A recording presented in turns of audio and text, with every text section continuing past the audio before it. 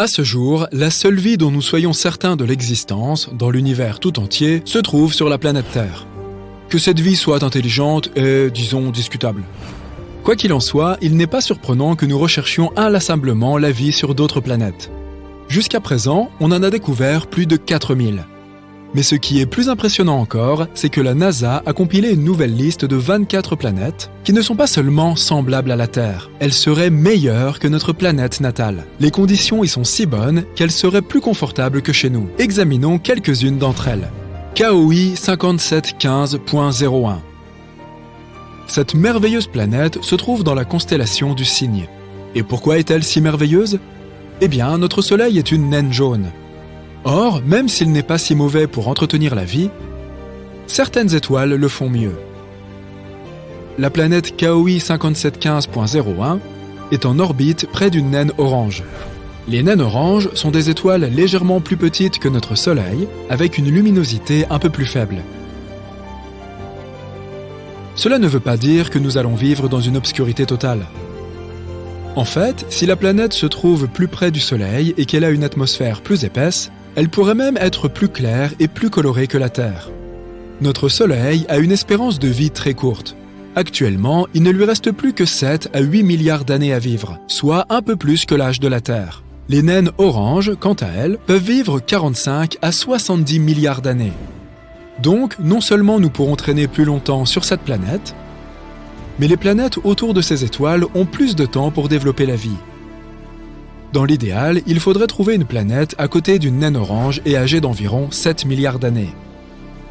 Il est très probable qu'il y ait au moins quelques organismes là-bas.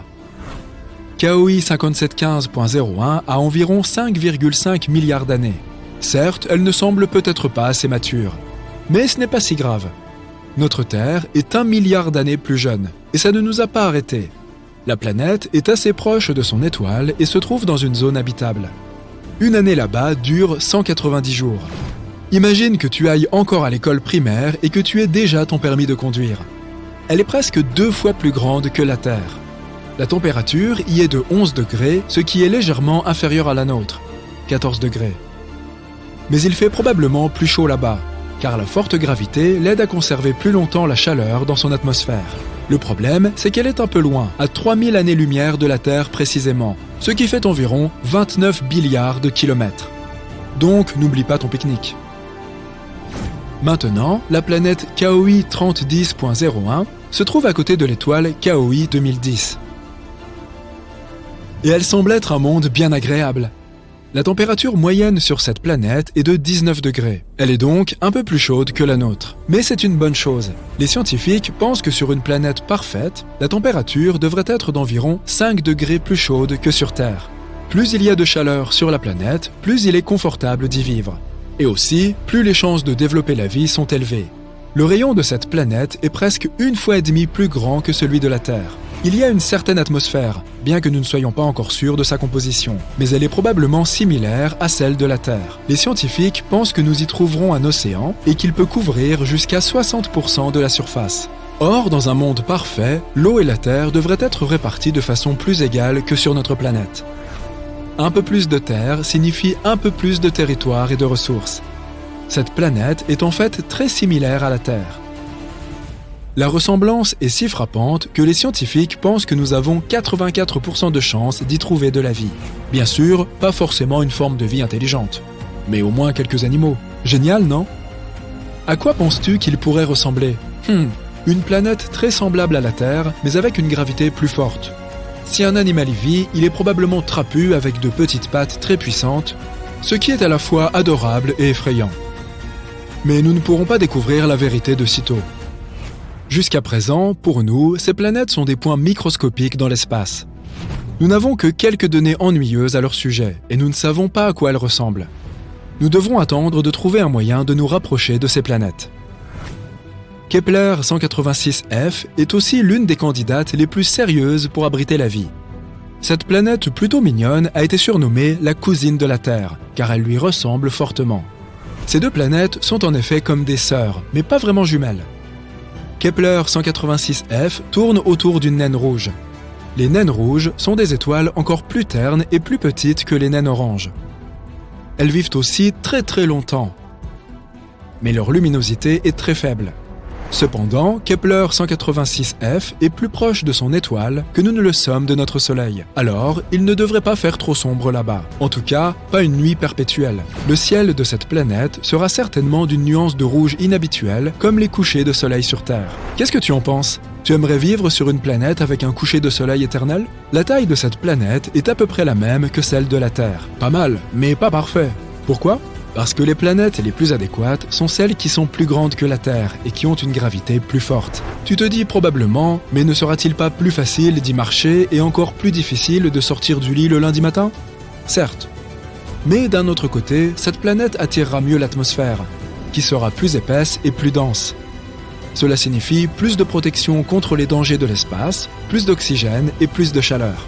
Sans oublier le fait que les plus grosses planètes offrent plus d'espace pour s'installer. Génial, non ? Mais bien sûr, la taille de la Terre est aussi très bien adaptée. Un autre fait intéressant est que l'inclinaison de Kepler 186f est à peu près la même que la nôtre. Cela signifie qu'il devrait y avoir des saisons stables et un cycle jour-nuit normal. Sais-tu à quel point l'inclinaison de la planète est importante ? Regardons Mars. Elle se trouve aussi dans la zone habitable de notre Soleil. Mais son inclinaison est très instable. Et par conséquent, tout l'océan qui aurait pu s'y trouver autrefois s'est maintenant complètement asséché. Aujourd'hui, ce n'est qu'un désert rouge et il n'y a pas de vie. Du moins, pas à notre connaissance. Mais tu vois à quel point ces petits détails sont importants ? Cette planète est aussi très éloignée de nous, 490 années-lumière. Cela fait environ 5 milliards de kilomètres. Donc, là aussi, nous allons devoir attendre le voyage intergalactique. Kepler 62e et Kepler 62f étaient appelés les plus semblables à la Terre avant que nous ne découvrions Kepler 186f. Elles sont très comparables à notre planète. Kepler 62e est environ 1,5 fois plus grande que la Terre, et Kepler 62f est à peine plus petite que cela. Elles sont situées dans la constellation de la Lyre à environ 1200 années-lumière de nous. Elles sont toutes deux en orbite autour d'une naine rouge. Une année sur Kepler 62e dure environ 122 jours. Encore moins que sur la première planète dont nous avons parlé. Les scientifiques pensent que 62e et 62f sont toutes deux des sortes de mondes d'eau, des endroits principalement, voire complètement, chauds et recouverts d'eau. S'il y a des terres là-bas, ce ne sont probablement que des îles. Un monde entièrement constitué d'îles. Un rêve pour certains et un cauchemar pour d'autres. Mais si tu es un fan des animaux marins anciens, imagine à quel point ils pourraient être gigantesques là-bas. Il y a encore beaucoup de choses que nous ne savons pas sur cette planète. A-t-elle une surface ? Quelle est sa composition ? Sa densité ? Un jour, nous pourrons peut-être répondre à ces questions. Voilà, c'est tout pour les super-terres. Bien sûr, la liste originale est bien plus longue, et tu peux aller la consulter sur Internet. Et le plus beau dans tout ça, c'est que ce sont des planètes qui sont meilleures que la Terre. Mais nous connaissons aussi des milliers d'autres exoplanètes qui sont juste assez proches de la nôtre. Et il y a de fortes chances que quelques-unes d'entre elles abritent au moins une forme de vie. Mais elles se trouvent très très loin, alors nous n'avons aucun moyen de le vérifier pour le moment. Peut-être qu'un jour, nous trouverons des créatures sympas sur plusieurs d'entre elles. Voici une devinette. Quelle ville américaine est tellement populaire qu'il faut répéter son nom 2 fois ? Tu l'as deviné, New York, New York. Mais le problème est que, quelle part de New York connaissons-nous vraiment ? Je parle de la ville qui se trouve sous la ville. Tu oserais me rejoindre pour une visite souterraine de la Grosse Pomme ? Alors, prends une lampe de poche, il va faire nuit. Nous commencerons au cœur de Manhattan, devant le bâtiment de style roman de l'Hôtel de Ville. Crois-le ou non, sous nos pieds se trouve la plus ancienne station de métro de New York, connue sous le nom de station Old City Hall. Elle a ouvert le 27 octobre 1904. Ce fut une véritable nuit de fête pour les New-Yorkais. Les gens étaient si heureux que certains ont passé toute la nuit à faire l'aller-retour dans les trains. Avant cela, les citadins se déplaçaient dans des calèches tirées par des chevaux. Pas étonnant que le métro ait connu un tel succès. Tu auras peut-être l'impression de voyager dans le temps en pénétrant dans la station de l'ancien hôtel de ville. L'architecture est impressionnante et unique en son genre. On ne fabrique plus de stations de métro comme celle-ci. Fait amusant, la station Old City Hall coûterait 6,2 millions de dollars si elle était construite aujourd'hui. À l'époque, des dizaines de lustres en cuivre y étaient suspendus. C'était l'un des rares endroits de la ville où l'électricité fonctionnait. Et oh, sans parler des arcs en carreaux multicolores flambant neufs et des plafonds en vitraux que tu peux encore voir aujourd'hui. Impressionnant, non? Si tu décides de te promener le long des voies, tu risques de te faire surprendre. Le métro de New York est aussi fascinant que la ville en surface. Mais une autre chose que nous oublions généralement, ce sont les coulisses qui permettent à la grosse pomme de fonctionner. Ici, tu verras peut-être un ou deux des tubes de courrier pneumatique de New York. Ces tubes ont été construits au 19e siècle et ont fonctionné jusque dans les années 1950. Ils étaient chargés de distribuer le courrier des gens dans les différents bureaux de poste. Les lettres volaient à une vitesse incroyable de 56 km/h. C'est presque aussi rapide qu'un coureur professionnel. Ce système semble bien utile, mais je dois dire que cela fait bizarre d'imaginer la correspondance des gens voler à 5 mètres sous terre. De retour au niveau de la rue, nous nous promènerons sur les luxueuses Lexington et Park Avenue. Si tu lèves les yeux, tu verras le célèbre hôtel 5 étoiles Waldorf Astoria. De nombreuses célébrités y ont séjourné, dont John Lennon et Yoko Ono, ainsi que des présidents comme Franklin Delano Roosevelt. C'est pourquoi l'hôtel utilisait une infrastructure secrète pour faire entrer et sortir les gens discrètement. Sous le bâtiment, un tunnel connu sous le nom de voie 61 reliait le Waldorf Astoria à Grand Central Station. La voie a été désactivée à la fin des années 70, mais certains disent qu'Andy Warhol y a organisé une fête dans les années 80. Je parie que cela a été quelque chose de fou. Pour la suite de notre visite, nous devrons prendre le métro vers le haut de la ville. Nous descendrons à la hauteur de la 125e rue et nous nous retrouverons sur le magnifique front de mer de Riverside Park. Ici, tu trouveras les rails abandonnés d'une ancienne ligne de métro. Si tu suis les rails, tu arriveras à une galerie de graffiti souterraine, le Freedom Tunnel. Ce tunnel doit son nom à un graffeur des années 80 connu sous le nom de Freedom. En explorant ces tunnels, nous verrons plus de 40 graffitis qu'il a peints pendant 15 ans. Il y a des peintures à la bombe de James Dean, de Mona Lisa et même un autoportrait de Freedom lui-même. Passons à autre chose. Promenons-nous un peu dans la partie nord de NYC. En marchant dans le parc Van Cortlandt, tu auras l'impression de faire une randonnée dans le nord de l'État. Mais crois-moi, tu es toujours en ville. Sur le chemin, tu verras de grandes tours de ventilation en pierre. Ces tours faisaient autrefois partie d'une ancienne infrastructure new-yorkaise. Elles constituent les vestiges de ce qui était autrefois l'aqueduc de Croton.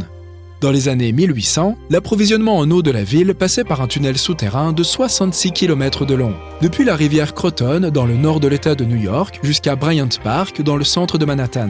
Oh oui, et je devrais probablement te dire que Bryant Park n'était pas un parc. À la place, il accueillait une structure colossale en pierre qui ressemblait à quelque chose que les anciens Égyptiens auraient pu construire. Cette structure de 2 hectares servait de réservoir d'eau pour la ville. Elle était même surmontée d'un sentier pour que les gens puissent se promener l'après-midi tout en regardant l'eau cristalline du réservoir. Maintenant, toute cette exploration t'a peut-être donné faim. Mais ne t'inquiète pas, notre prochain arrêt comprend une délicieuse récompense. Nous allons devoir quitter Manhattan pour aller à Brooklyn. Au cas où tu ne le saurais pas, la ville de New York est composée de 5 arrondissements: Manhattan, Queens, Bronx, Staten Island et Brooklyn. Crown Heights, voilà notre arrêt. Me croirais-tu si je te disais que sous ces rues se trouvent des grottes remplies de fromages affinés? C'est très parisien comme idée. Pour y accéder, tu devras te frayer un chemin à travers un bâtiment centenaire qui sert à présent de bureau. Salue tous ces gens qui travaillent dur et disparaît dans l'un des escaliers qui t'emmèneront 9 mètres sous terre. Tu n'auras pas besoin de lampe de poche pour cette visite. Les grottes sont éclairées et restaurées et peuvent contenir jusqu'à 10 000 kilos de fromage. Mais bon, ça risque de puer. C'est la principale raison pour laquelle les fromagers ont décidé d'utiliser des tunnels souterrains pour faire vieillir le fromage. Après 1 ou 2 bouchées de ce délicieux fromage, continuons. Pendant que tu es à Brooklyn, tu verras peut-être des tas de gens profiter d'une journée ensoleillée dans la piscine du parc McCarran. Cette piscine est une énorme attraction, puisqu'elle fait 3 fois la taille d'une piscine olympique. En tant que nouvel explorateur de NYC, tu pourrais même aller te baigner. Mais il y a une partie bien plus intéressante dans cette attraction. La piscine a été construite au début des années 1900, mais elle a été fermée dans les années 50. À cette époque, des explorateurs urbains ont découvert un réseau de tunnels souterrains juste en dessous de la piscine. Et bien sûr, tu peux trouver une entrée secrète et jeter un coup d'œil par toi-même. Tu y verras non seulement le système de filtration et de chauffage de la piscine, mais aussi de nombreux graffitis datant de l'époque où le site était abandonné. Super! Cette question peut paraître bizarre, mais as-tu déjà vu une vache à New York? Moi en tout cas, non. Eh bien, il y a peut-être une raison à cela. Apparemment, New York possède encore des tunnels souterrains qui ont été construits pour le transport du bétail. Lorsque New York a commencé à être envahi par les automobiles, les vaches sont devenues un fardeau pour le trafic, jusqu'à ce qu'un passage à vaches de 61 mètres de long soit construit sous la 12e rue pour transporter le bétail qui venait du New Jersey. De nos jours, tu ne pourras pas visiter cet endroit en personne, car le tunnel a très probablement été détruit. Mais les historiens ont trouvé des plans qui prouvent son existence. Pour ajouter à la liste, les archéologues ont découvert un fossile très particulier il y a quelque temps. Maintenant, imaginons que tu enlèves les couches du sol de la ville. D'abord, à 40 cm, tu trouverais une couche de fil électrique. Je parle de câbles de télévision, d'électricité et tout ça. En creusant plus profondément, à 1 mètre, tu verrais des tuyaux d'eau et d'égouts. Mais ensuite, à 5 mètres sous la surface de New York, des chercheurs ont trouvé une épave fossilisée. L'épave est située juste sous Broad Street, où il y avait autrefois des eaux peu profondes. Ils pensent que l'épave date des années 1600. Elle mesure 9 mètres de long et 8 mètres de large. Oh, et ce n'est pas tout. À l'intersection de Bowery et Canal Street, les ingénieurs sont tombés sur une pièce dont les murs et le plafond étaient couverts de miroirs. Et personne n'a encore réussi à expliquer l'existence de cet endroit bizarre. Notre visite des souterrains de la Grosse Pomme touche à sa fin. Mais nous avons fait plus qu'effleurer le sujet. Avant de terminer, profitons du meilleur de la cuisine de NYC. Un bon vieux bagel. Qui sait, peut-être que la prochaine fois, nous irons à Paris ou même à Londres. À bientôt, explorateurs! Tu sais, la NASA n'explore pas seulement les étoiles, les planètes, les galaxies et les trous noirs. C'est difficile à croire, mais c'est vrai. L'agence américaine fait aussi des découvertes ici, sur notre planète. Alors, qu'est-ce que la NASA a découvert récemment? Y a-t-il de la vie sous la glace? Après avoir analysé des données, ils ont révélé que quelque chose d'incroyable se cachait sous la glace de l'Antarctique. Et cette découverte ne change pas seulement tout ce que nous savions sur l'ensemble du système hydrique de la Terre, mais elle pourrait aussi aider dans nos recherches sur la vie dans l'espace. L'existence de l'humanité pourrait dépendre de notre compréhension de l'Antarctique et de ses secrets. Ces récentes découvertes révèlent donc des informations vitales pour notre survie. Mais avant de continuer, voyons ce que tu sais de cet endroit où tout n'est que glace à perte de vue. L'Antarctique est l'un des 7 continents de la planète, situé dans l'hémisphère sud. C'est le 5e plus grand continent en termes de superficie totale. Cela signifie qu'il fait presque 2 fois la taille de l'Australie. Tu veux voir de vrais météorites? Va en Antarctique. Grâce à son climat sec, l'Antarctique est l'un des meilleurs endroits au monde pour observer l'espace. Mais ce qui est encore mieux, c'est que tu peux trouver des météorites dans la surface blanche du continent. Les scientifiques ont déjà extrait environ 45 000 météorites de la glace. Et ils pensent en avoir détecté au moins 300 000 autres. Comme il n'y a pas beaucoup de roches sur ce continent, il est assez facile pour eux de les repérer grâce à leur couleur sombre. L'environnement sec et désertique de l'Antarctique favorise aussi leur préservation, même celles qui sont tombées sur Terre il y a plus d'1 million d'années. Et peux-tu imaginer une activité volcanique en Antarctique? Difficilement. Pourtant, c'est bien l'endroit où le feu rencontre la glace. C'est en Antarctique occidentale que l'activité volcanique est la plus importante. Les scientifiques ont récemment découvert qu'il existe 138 volcans rien que dans cette partie du territoire. Eh oui!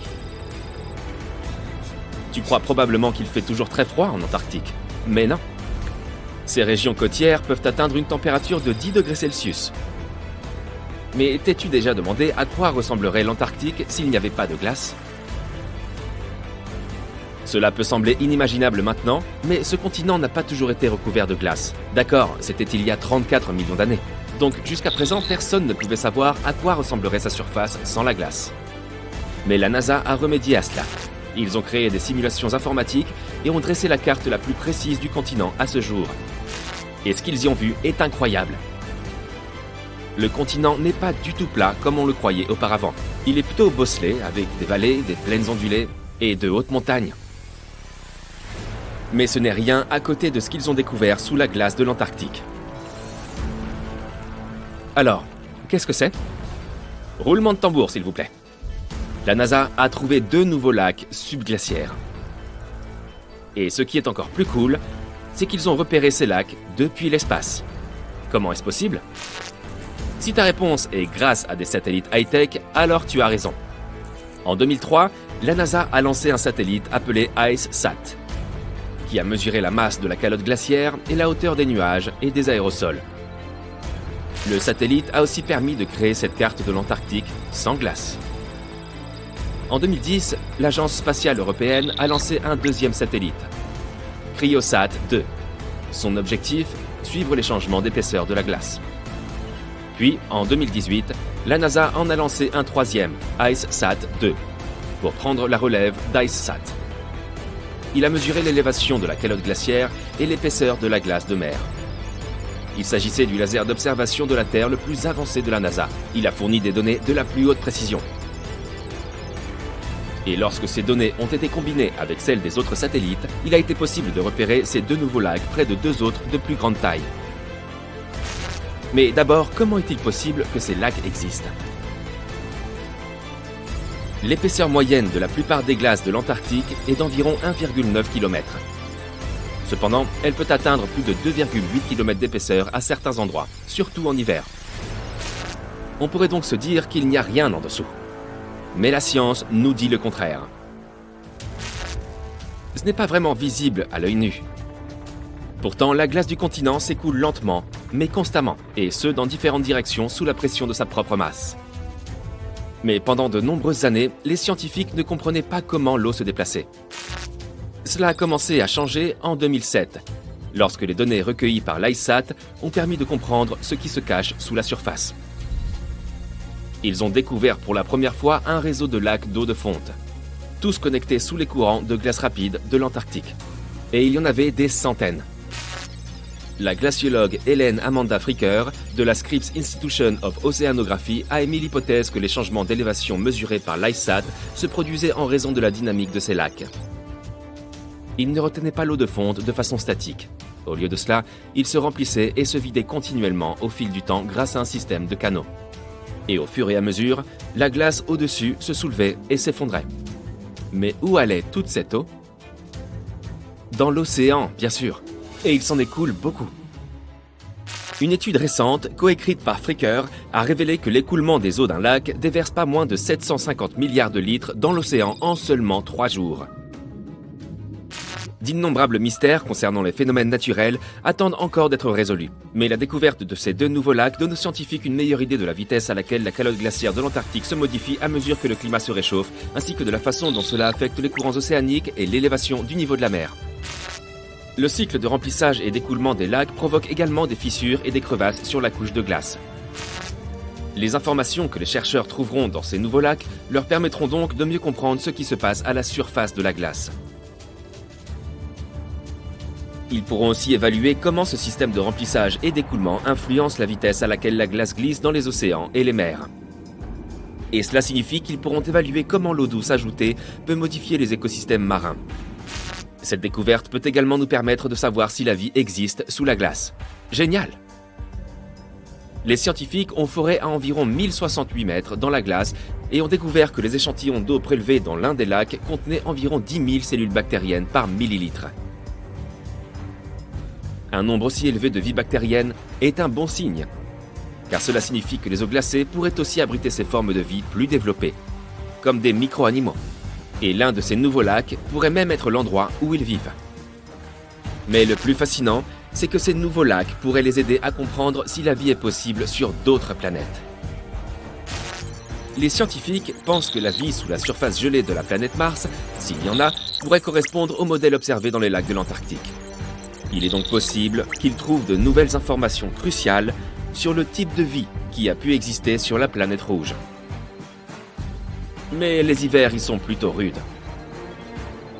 La température la plus basse sur Terre est de moins 89,2 degrés Celsius. En 2010, la température est même tombée à moins 93,2 degrés Celsius. Et le ressenti de ce froid est bien pire en raison des vents forts et secs. Savais-tu que la superficie de la glace de l'Antarctique change aussi tout au long de l'année?